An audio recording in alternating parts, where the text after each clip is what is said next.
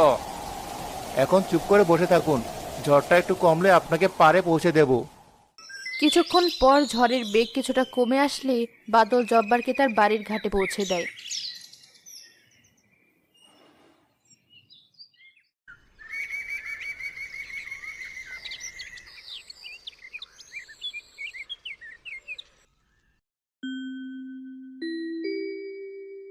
বাদল ভাই, তোমরা কাল যা করেছো তাতে সারা গ্রামের মানুষ তোমাদের প্রশংসা করছে।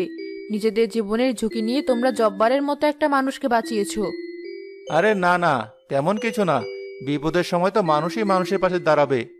বাদল ভাই, একটু কথা বলতে পারি? হ্যাঁ বলুন। আমি খুব লজ্জিত।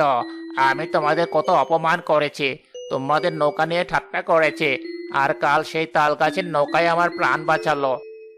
যা হওয়ার হয়ে গেছে চাচা, ওসব মনে রেখে কি লাভ? না মা, মনে রাখা দরকার। আমি বুঝতে পেরেছি কোনো জিনিসকে তার বাইরের চেহারা দেখে বিচার করতে নেই। তোদের এই নৌকাটা দেখতে যেমনই হোক, কাজের বেলায় আমার দামি নৌকার চেয়েও সেরা। আর তোদের মনটাও অনেক বড়।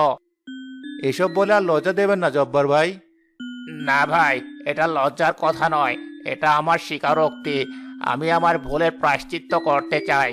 আজ থেকে এই বাজারে যত নৌকা চলবে, কারো কাছ থেকে আমি কোনো ভাড়া নেব না। এই বন্যা যতদিন থাকবে, সবার জন্য পারাপার বিনামূল্যে।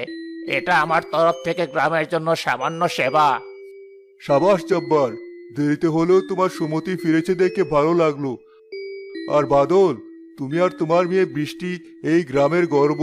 তোমরা দেখিয়ে দিয়েছো যে শুধু টাকা পয়সা নয়, বুদ্ধি, সাহস আর সততা দিয়েই যে কোনো বিপদকে জয় করা যায়। বৃষ্টিমা, তোমার ওই নৌকা দেখে আমি শিক্ষা পেয়েছি। আমিও ভাবছি গ্রামের তরুণদের নিয়ে এমন কিছু ভাসমান ভেলা বানাবো, যেগুলো জরুরি অবস্থায় কাজে লাগবে। তোমার এই বুদ্ধিটা কিন্তু অসাধারণ। ধন্যবাদ চাচা। প্রায় 1 মাস পর বন্যার পানি নামতে শুরু করে, গ্রাম ধীরে ধীরে তার পুরনো রূপে ফিরে। যাক, পানি তাহলে নামতে শুরু করলো। আর কয়েকদিন গেলেই হয়তো আবার মাটিতে পা রাখা যাবে। হ্যাঁ, বাজারটাও হয়তো আবার আগের জায়গায় বসবে। বাবা, আমাদের নৌকাটার কি হবে? ওটা আমাদের বারান্দার পাশেই তোলা থাকবে।